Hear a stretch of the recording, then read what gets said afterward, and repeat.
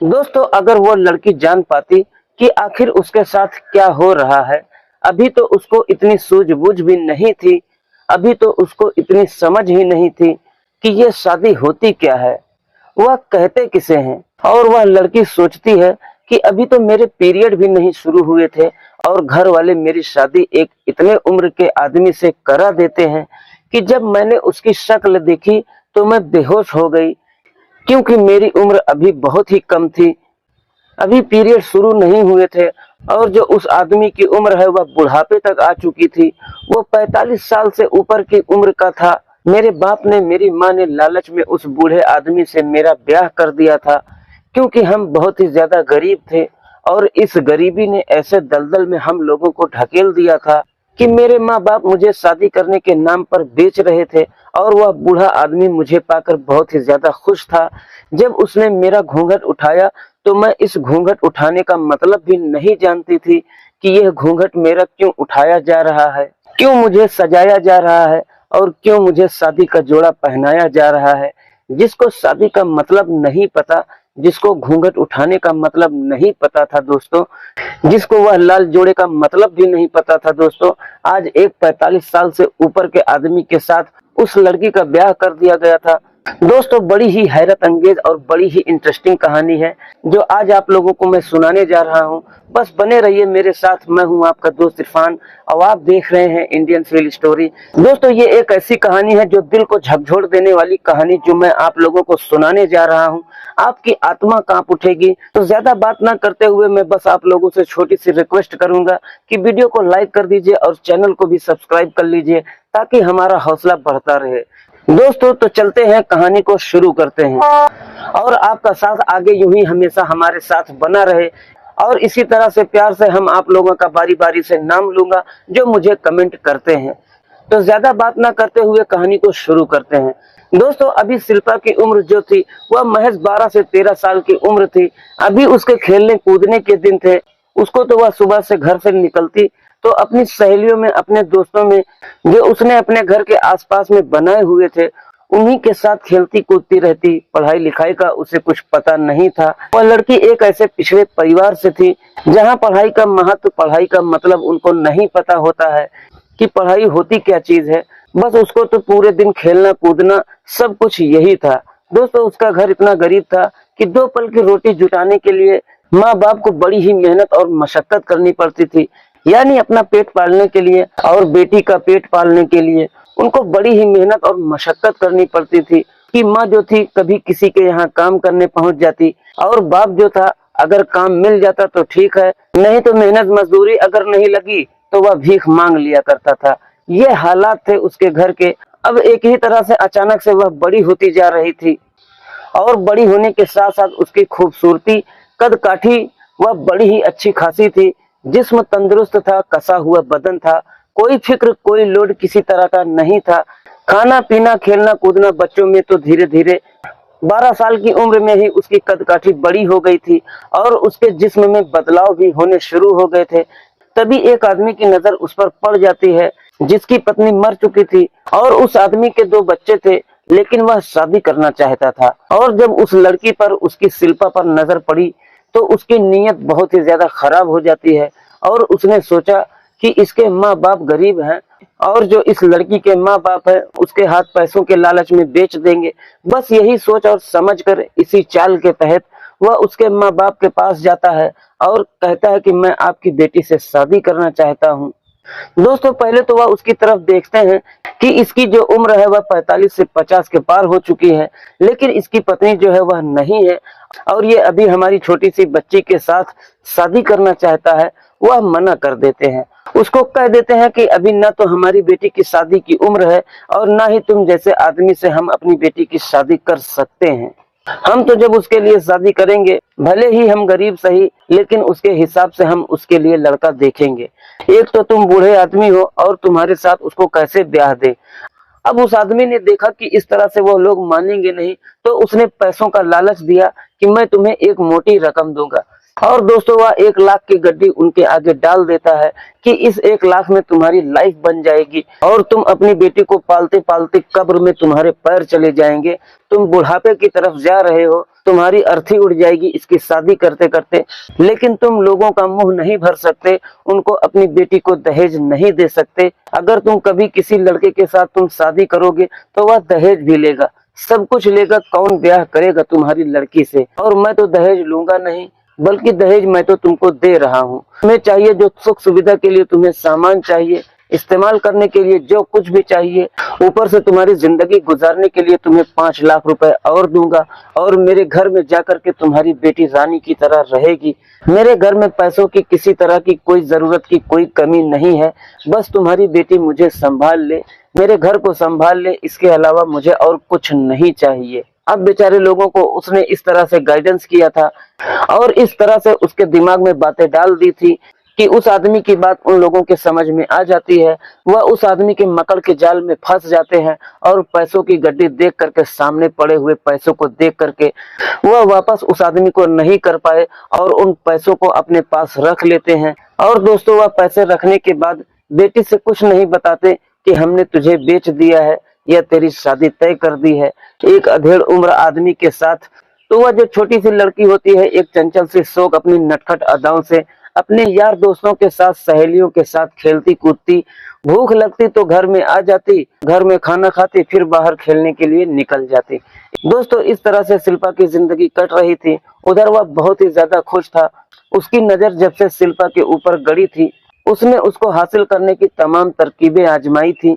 उसने 1-2 बार उसको अपने घर में भी बुलाया था, लेकिन शिल्पा जो लड़की है वह चकमा देकर निकल जाती थी, कभी उसके झांसे में आई ही नहीं थी।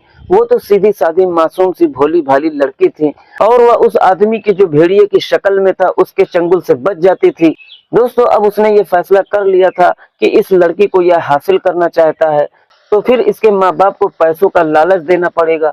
और फिर वह लालच उसके माँ बाप को काम कर जाता है और वो उसकी खुशी का कोई ठिकाना नहीं रहता है और घर आकर तैयारी शुरू कर देता है शादी के लिए।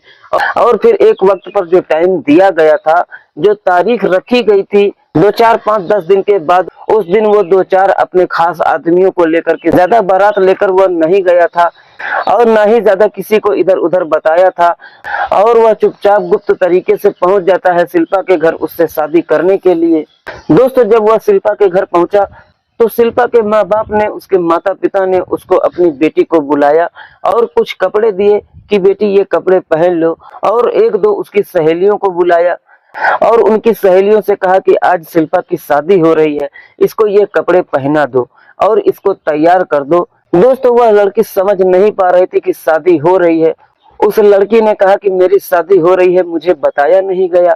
उसके बाप ने और उसकी माँ ने उसको समझाया कि बेटी अब बताओ कहाँ से हम तुम्हारे लिए दहेज का इंतजाम करें, इतना दहेज तुमको कहाँ से देते, ये बड़ा ही अच्छा रिश्ता तुम्हारे लिए आया हुआ है जो तुम्हें खूब रानी बना करके रखेगा, तुम्हें खूब अच्छी तरह से रखेगा, और ये हमसे कोई दहेज भी नहीं ले रहे हैं, बल्कि हमारी जिंदगी गुजारने के लिए हमें पैसे दे रहे हैं, और तुम जो है इसके साथ में हमेशा खुश रहोगी और तुम जो है इसकी दुल्हन बन करके चली जाओ। अब इन बातों को शिल्पा को कुछ समझ में नहीं आ रहा था। बेचारी चुपचाप माँ बाप की बात मान लेती है, कपड़े पहन लेती है और फिर उसके साथ विदा हो जाती है। फेरों वेरों की रस्म जो भी हुई वह हो जाती है और जो शिल्पा होती है वह उसके साथ विदा हो जाती है। अब दोस्तों, क्या होता है कि घर आने के बाद वह आदमी जो होता है वह अच्छी तरह से खूब दारू शराब पीता है, अपनी तैयारी शुरू कर देता है। अब उस कमसन लड़की के साथ सुहाग रात मनाने के लिए उधर बैठी हुई बेचारी निढाल सी थी। उसको समझ नहीं आ रहा था कि वह उस आदमी का सामना कैसे करेगी। जब वो रात को उसके पास नशे में धुत होकर पहुंचता है तो उसका घूंघट उठाता है और उसको देख करके वह लड़की डर जाती है, सहम जाती है, और जब आगे बढ़कर उसको छूने की, उसको अपनी तरफ खींचने की कोशिश करता है तो वह बेहोश हो जाती है। दोस्तों, उसी बेहोशी के आलम में उसको पता भी नहीं चला और फिर जो है उस लड़की का कुंवारापन छिन जाता है, और जब उसका कुंवारापन छिना तो उसका कुछ पता ही नहीं चला और फिर वह आदमी सो जाता है। जब उसको होश आया और वह उठी तो उसका जिस्म पूरी तरह से चूर चूर था और वह सारी अपनी दशा, उसकी ऐसी दशा थी कि उससे उठा भी नहीं गया। बहरहाल जैसे तैसे करके उसने अपने आप को संभाला, अपने उस बहाव को, अपने उस रक्त को उसने पोंछा, साफ किया, नहाई धोई और फिर अपने हालात से समझौता कर लेती है।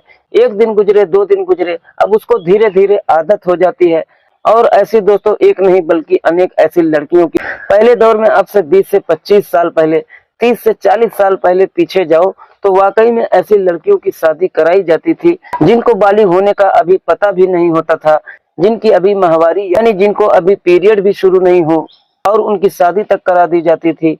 और फिर ऐसी बहुत सी औरतें हैं जो आपको बताएंगे कि कितनी कम उम्र में उनकी, जब उनको शादी का मतलब नहीं पता था, उनकी शादी हो जाती है। अब दोस्तों यहाँ शिल्पा की जिंदगी शादीशुदा हो जाती है। कुंवारापन, जो उसका कुंवारापन था, जो उसका बच्चापन था, अब उसके ऊपर घर की जिम्मेदारियां आ चुकी थी। वह बीबी बन चुकी थी एक 45 से 50 साल के आदमी की। लेकिन वह अपने जीवन में खुश नहीं थी, वह संतुष्ट नहीं थी, वह घुट घुट कर जी रही थी।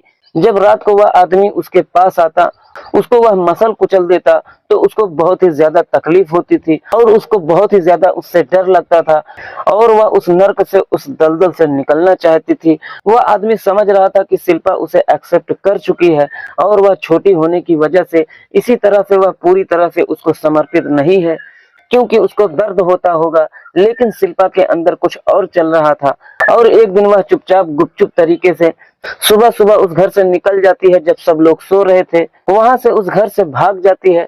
घर से भागी, रेलवे स्टेशन पहुंची। कुछ पैसे वहां पर रखे हुए थे जो उसके पास थे, फिर कुछ पैसे जो उसको पता था वह रखे और वह उठाती है उस पैसों को, सीधे पहुंच जाती है रेलवे स्टेशन। रेलवे स्टेशन पहुंची तो इधर उधर भटक रही थी, क्योंकि ऐसी जो आवारा, बिना सहारे के और आवारा टाइप की जो लड़की होती हैं, जो लड़कियां उनके आगे पीछे जिनका कोई नहीं होता है, तो उनका जो हाव भाव होता है उनको लोग अंदाज से भांप लेते हैं और उनको समझ जाते हैं कि इसके आगे पीछे कोई नहीं है, या तो यह लड़की घर से भागी हुई है या फिर सताई हुई है। और फिर वह लोग उस लड़की को भाप करके उसका फायदा उठा लेते हैं। ऐसे ही उस रेलवे स्टेशन पर, प्रयागराज की यह रेलवे स्टेशन की बात है, वहां पर उस लड़की को लोगों ने भाप लिया था और फिर उसको भाप करके उससे पूछा कि बेटी, बड़े लोग जो ऐसे होते हैं जो रेलवे स्टेशन पर घूमते रहते हैं और फिर वह बड़े ही चालाक और बड़े ही मासूम होते हैं और बड़े तरीके से उनको फंसाते हैं।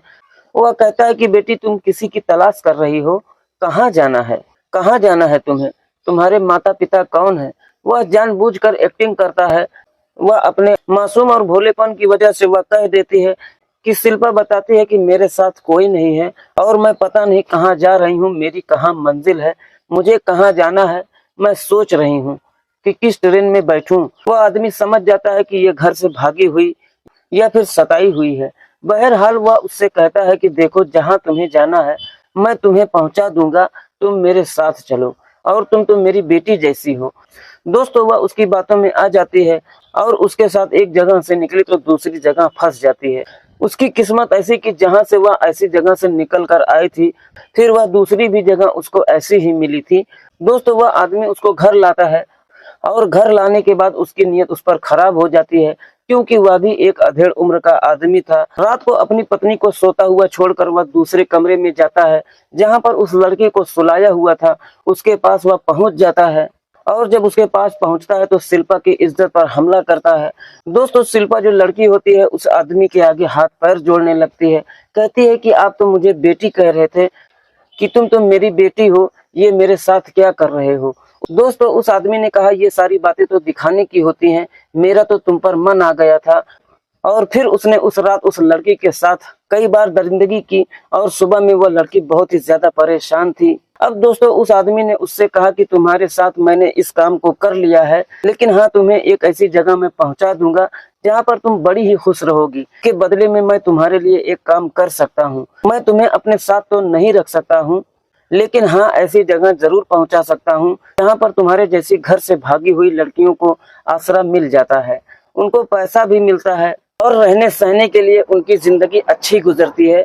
दोस्तों, वह लड़की समझ नहीं पाई कि वह बात कहाँ की कर रहा है। अब उसने कहा कि अंकल, अगर आप ऐसा कर दो तो फिर मेरे लिए बड़ा ही ठीक रहेगा। वह उससे कहता है कि ठीक है, कल चलेंगे। दोस्तों, उस रात वह फिर उसको अपने साथ रखता है और रात को फिर उसके साथ वह अपना मुंह काला करता है और फिर अगले दिन उसको ले जाता है वैश्या बाजार। एक कोठे पर उसको बेच आता है। वह एक वैश्यावृत्ति जहाँ होती है वहाँ अड्डे पर पहुँचता है और वहां पर जा करके उसकी रकम तय करके आता है और उससे कह के आता है कि मेरे पास एक बहुत ही खूबसूरत और बहुत ही कमसन एक नगीना है, उसका बदन बहुत ही कसा हुआ है, उसकी बहुत ही अच्छी कीमत मिलेगी तुम्हें और बहुत ही अच्छे पैसे कमा कर देगी तुम्हें। और फिर उस वैश्या ने कहा था कि अगर तुम उसको लेकर के आओगे, हमें अगर अच्छी लगी और हमें जच गई तो हम तुम्हें अच्छी मोटी रकम देंगे। और दोस्तों फिर वो अगले दिन उसको 2 बार इस्तेमाल करने के बाद ले जाता है। उसको वैश्या बाजार में कोठे पर जब कोठे की मालकिन देखती है, क्योंकि जो शिल्पा थी वह बहुत ही ज्यादा सुंदर थी, ऊपर से बहुत ही कमसिन कली थी। तीसरी बात उसकी जो सबसे खूबसूरत बात ये थी कि उसका जो जिस्म था वह बहुत ही अच्छा खासा और बहुत ही कसा बदन था। एक हट्टी कट्टी और जवान लड़की थी और अब तो वह मर्दों के संपर्क में भी आ चुकी थी। भले ही उसकी मजबूरी रही हो, अपनी मर्जी से ना आई हो, लेकिन जब एक कुंवारी लड़की किसी मर्द के संपर्क में आती है तो फिर उसका बदन जो है वह निखार होता है, वह बड़ी तेजी के साथ में डेवलप हो जाता है। ये तो एक कुदरती बात है कि शादी होने के बाद लड़की के अंदर निखार खुद ब खुद हो रहे थे। ये तो एक कुदरती बात है कि शादी होने के बाद लड़की के अंदर निखार खुद ब खुद हो जाता है। भले ही कम उम्र थी, लेकिन वह लड़की जवानी की तरफ धीरे धीरे बहुत जल्दी तरीके से बढ़ रही थी। अब उस वैश्या ने देखा कि यह तो बहुत कमसिन लड़की है और बहुत ही बढ़िया कसा हुआ माल है। दोस्तों वह वैश्या उससे कहती है कि यह माल 5 लाख रुपए उसको देती है और उसको वह कह देती है कि तू चलता बन। और दोस्तों उसके बाद जब बहुत देर तक वह आदमी लौट कर नहीं आता है तो शिल्पा उससे पूछती है कि मैडम अंकल यहाँ मुझे लेकर के आए थे, वो तो कह रहे थे कि यहाँ मुझे रहना होगा और आप मुझे पैसे भी देंगी और मुझे खाना भी देंगी और मेरी शादी भी कराएंगी। अब वह जो वैश्या मैडम होती है वह कहती है कि हाँ बेटा, क्यों नहीं, तुम्हारी तो हर रात शादी होगी, हर नए नए मर्द से तुम्हारी यहाँ शादी होगी, हर नए मर्द के साथ तुम्हें सोना पड़ेगा। कहने लगी कि क्या मतलब? दोस्तों वो वैश्या कहने लगी यह कोई अनाथ आश्रम नहीं है, ये एक वैश्या बाजार है और यह कोठा है। यहाँ पर कोई आदमी बीवी से परेशान है तो कोई अपने घर वालों से परेशान है, कोई अय्यास आदमी अय्यासी करने के लिए आता है, कोई मालदार, तो इस तरह के शौकीन यहाँ पर हर रोज आते रहते हैं। जो तुम्हारी कीमत है वो तो बहुत मोटी देंगे, बहुत अच्छी कीमत देंगे तुम्हारी, इसलिए तैयार हो जाओ और फिर काम पर लग जाओ। दोस्तों इस तरीके से वो वैश्या जो होती है शिल्पा से कहती है और शिल्पा बेचारी नसीब की मारी दुखियारी, एक जगह से बची दूसरी जगह फंसी, दूसरी जगह पे 2 दिनों तक लूटी, अब तीसरी जगह वो तो वैश्या बाजार में आ गई थी जहां से निकलना इतना मुश्किल नहीं होता है। वैश्या बाजार के गुंडे और वहां के मुंडे इसी काम पर रखे जाते हैं कि कोई भी लड़की बाहर ना निकल सके और थक हार कर उन लड़कियों को वहां पर समझौता करना पड़ता है, क्योंकि शिल्पा पहले ही मर्दों के संपर्क में आ चुकी थी। एक तो जबरदस्ती के पति के साथ महीनों तक वह रही थी, वो भी उससे रोजाना अपना हक वसूल करता था। उधर जो दूसरा मर्द था अब यहाँ कोठे पर आई थी, तो इसलिए मर्दों के साथ उसको सोने में कोई दिक्कत नहीं होती है। लेकिन शिल्पा के अंदर से एक पीड़ा जरूर थी कि भगवान ने उसकी किस्मत कैसी बना दी है, क्या इसी काम के लिए उसे बनाया गया है कि वह लोगों के इस्तेमाल में आती रहे? क्या गरीब होना यही वजह है कि गरीबों के लिए हर गरीब बच्ची हर किसी की लुगाई होती है? वो तरह तरह के उसे समझ और बूझ और यह सब कुछ उसे नए नए तजुर्बे हो रहे थे। हर दिन उसे नई सीख मिल रही थी कि ये दुनिया क्या चीज है, ये समाज क्या चीज है और लोग अपनी हवस में किस हद तक गुजर जाते हैं। बेटी बना करके उसकी इज्जत को रौंद देते हैं और उस दिन के बाद उसी वैश्या बाजार में अपनी किस्मत समझकर वहीं पर वह रहने लगती है। लेकिन कहीं ना कहीं उसके अंदर यह कसक और यह पीड़ा जरूर थी कि वो इस काम को न करके एक इज्जत की जिंदगी गुजारे, कोई उसे इज्जत की जिंदगी दे दे तो फिर इससे अच्छा क्या होगा। और इस तरह के मामला दोस्तों होते हैं कि कोई ना कोई अच्छे दिल का इंसान भले ही वैश्या बाजार में गया हो, लेकिन उसके सीने में भी दर्द होता है। और ऐसे ही जब 25 से 26 साल का लड़का दिलीप उस कोठे पर पहुंचता है और फिर वह शिल्पा को पसंद करके अपने साथ कमरे में ले जाता है, तो वह उससे और उसके बारे में पूछता है कि यहाँ पर तुम कैसे आ गई, क्योंकि दिलीप को वह लड़की बहुत ही अच्छी लगती है। तभी जो शिल्पा होती है वह कहती है कि बाबूजी, यहाँ तो हर रोज नए आदमी आते हैं, अपना काम कीजिए और आप यहाँ से जाइए, मेरे बारे में जान करके क्या करोगे। लेकिन फिर भी दिलीप यह सुनना चाहता था, वह पूछना चाहता था कि आप मुझे बताओ तो सही कि तुम यहाँ पर कैसे आई और यहाँ पर कैसे पहुंची। तो दोस्तों शिल्पा ने कहा कि क्या बताऊं, कहाँ की हूँ, मैं एक गरीब हूँ और मैं एक ऐसे गरीब माँ बाप की बेटी थी जो कि 2 वक्त की रोटी का इंतजाम नहीं कर पाते थे। 50,000 रुपए लेकर के मुझे एक बूढ़े आदमी को बेच दिया, उसने मुझे पत्नी बनाकर महीनों रखा, लेकिन मैं उसके घर से भागकर आई प्रयागराज रेलवे स्टेशन पर। इधर उधर भटक रही थी। एक आदमी ने मेरे सर के ऊपर हाथ रखा। बेटी कहा मेरे घर चलो, तुम परेशान मत हो। उसके झांसे में मैं आ गई। मैंने उसको समझा कि वह मुझे बेटी बना रहा है। बेटी कह रहा था अच्छे इंसान भी होते हैं, और मैं अच्छा इंसान समझकर उसके साथ आ गई। और जब उसके घर पर मैं आई तो रात को जब वह मेरे पास आया तो मैं समझ गई कि यह बाप की शक्ल में एक भेड़िया है, एक दरिंदा है। और फिर उसने उस रात मेरे साथ कई बार अपनी हवस को पूरा किया। अगले दिन उसने पता नहीं कोठे पर आकर क्या सेटिंग बनाई और मुझे बड़ा लालच दिया। मैं नहीं जानती थी कि कोठा वैश्या बाजार क्या होता है। वो तो मुझे यहाँ आकर के पता चला कि यह कोठा है, यह वैश्या बाजार है, जहाँ हर रात नए मर्द के साथ सोना पड़ता है। बस उसके अगले दिन वो मुझे यहाँ लेकर के यह कहने के लिए लाया था कि मैं तुम्हें एक ऐसी जगह ले जा रहा हूँ जहाँ पर बेसहारा लड़कियों को रखा जाता है, वहाँ पर उनको पैसे दिए जाते हैं और वहाँ पर उनकी देखभाल की जाती है और फिर उनकी वहाँ पर अच्छे से शादी करा दी जाती है। तो मेरे पीछे आगे पीछे तो कोई नहीं था। माँ बाप के पास मैं जाना नहीं चाहती थी, क्योंकि उन्होंने मुझे एक बूढ़े आदमी के साथ भेज दिया था। वह बूढ़ा आदमी मुझे हर रोज नोचता था। उसके घर से तो मैं वैसे भागी थी, और जिस आदमी के चंगुल में जाकर फंसी उसने मुझे यहाँ ला करके भेज दिया। बस अब यहाँ आ गई हूँ तो यहीं पर रहना चाहती हूँ और कहीं नहीं जाना चाहती। यहाँ रहना तो नहीं चाहती थी, आज भी नहीं रहना चाहती हूँ, लेकिन क्या करूँ, किस्मत है, कहीं जा भी नहीं सकती। यहाँ जिस्म बेचती हूँ, यहाँ अच्छा खाना मिलता है, सब कुछ अच्छा है, रहना सहना संवरना सब कुछ यही जिंदगी है। अब दोस्तों दिलीप उसकी बात को सुन करके कहता है कि क्या तुम यहाँ से निकलना चाहती हो? अगर मैं तुम्हें यहाँ से निकालना चाहूँ, पुलिस में जा करके तुम्हारी कंप्लेन करूँ, तो क्या तुम मेरा साथ दोगी? मुकर तो नहीं जाओगी? उसने कहा कि अगर मैं यहाँ से निकल भी गई तो फिर मैं कहाँ जाऊंगी, कौन मुझे अपनाएगा? फिर मैं कहीं दर बदर भटकूंगी, धक्के खाती फिरूंगी, मुझे कहीं और ले जा करके बेच दोगे। उसने कहा नहीं, अगर तुम यहाँ से निकलना चाहती हो तो मैं तुमसे शादी कर लूंगा, और एक अच्छी इज्जतदार, अगर वाकई में जिंदगी जीना चाहती हो और एक मर्द के साथ अगर तुम रहना चाहती हो तो मैं तुम्हें एक मर्द का प्यार दूंगा और पति का प्यार दूंगा, पत्नी बना करके तुम्हें रखूंगा, और कभी तुम्हें भविष्य में यह ताने भी नहीं दूंगा कि तुम एक शादीशुदा हो या फिर वैश्या हो।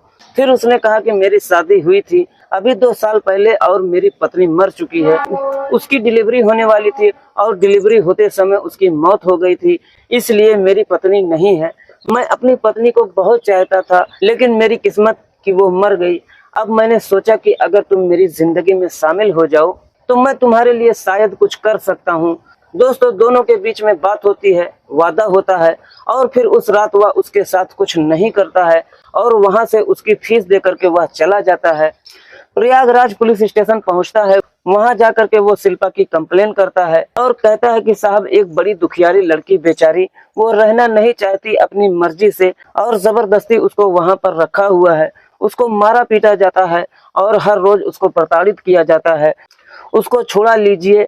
पुलिस वाले कहते हैं कि हमने उसको अगर छुड़ा भी लिया वेश्या बाजार से, फिर कहाँ रखोगे? वह कहता है कि साहब, मेरी जिम्मेदारी है, आप अपनी मौजूदगी में मेरी उससे शादी करवा दीजिए जिंदगी भर के लिए, लिख करके ले लीजिए। मैं गारंटी दूंगा कि कभी अगर उसको मैंने दुख दिया तो आप मुझे पकड़ लेना। मैं इस बात का साइन करके सारे कागजात पर साइन करूंगा, मगर आप उसे किसी भी तरह से बचा लीजिए। दोस्तों पुलिस वालों को यकीन हो गया था, तो वो उसको साथ लेकर के उस कोठे पर पहुंचते हैं और फिर वह शिल्पा को पहचान करके कहता है यही वह लड़की है। वहां पर रेड पड़ती है और शिल्पा ही नहीं बल्कि और कई लड़कियों से पूछा जाता है कि जो भी अपनी मर्जी से यहाँ नहीं रहना चाहती हैं, जो यहाँ से आजाद होना चाहती हैं, जो यहाँ से निकलना चाहती हैं। और 2-3 लड़की भी वहां से निकलती है। शिल्पा और जो 2-3 लड़की निकली थी उनको अनाथ आश्रम में भेज दिया जाता है। शिल्पा की दिलीप से शादी करा देते हैं और दिलीप से शादी होने के बाद शिल्पा एक खुशहाल जिंदगी गुजार रही है। तो ऐसे लड़के भी होते हैं, ऐसे लोग भी होते हैं जिनके अंदर दिल होता है, जिनके अंदर मर्यादा होती है और इंसानियत भी होती है। दिलीप की तरह और ऐसे लोग भी होते हैं जो वो बीच के लोग होते हैं जहां से वह अपने बूढ़े पति के यहाँ से भाग करके आई थी, बेटी का और बेटी बना करके फिर उसने उसके साथ जो शैतान के रूप में उसको दिखाया था और फिर उसको वैश्या बाजार में बेच करके चला गया था। तो ऐसे लोग भी होते हैं। तो दोस्तों ये थी आज की कहानी। आप लोगों को कैसी लगी? अगर जरा सा भी अच्छी लगी हो तो कमेंट बॉक्स में अपनी राय जरूर दें। तो आज की कहानी बस यहीं तक, मिलते हैं किसी और वीडियो में किसी नई कहानी के साथ। जब तक के लिए आप अपने और अपने परिवार का ख्याल रखिए। जय हिंद, जय भारत।